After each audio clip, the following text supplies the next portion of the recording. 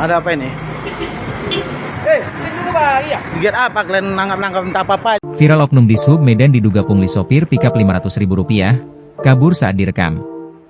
Tengah beredar sebuah video yang memperlihatkan beberapa pria yang diduga oknum Dinas Perhubungan Kota Medan mendatangi seorang sopir pickup di pinggir jalan menggunakan kendaraan dinas viral di media sosial.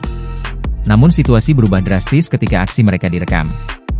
Dalam video tersebut, seorang pria terdengar mempertanyakan kegiatan para petugas. Ada giat apa ini?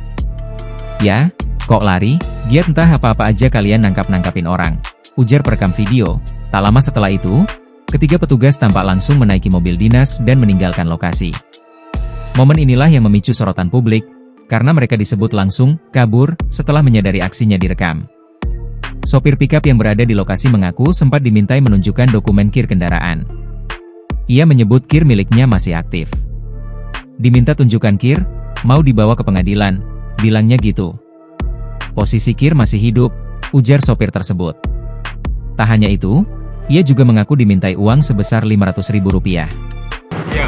Tadi mau diminta berapa tadi? 500. 500.000 tadi mau diminta. Iya.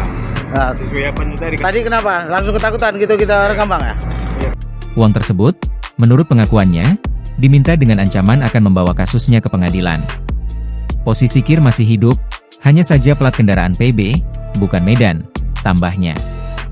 Dalam keterangan video yang beredar, disebutkan bahwa setelah dipergoki dan direkam, oknum tersebut langsung mengembalikan dokumen kendaraan berupa STNK dan KIR sebelum pergi meninggalkan lokasi.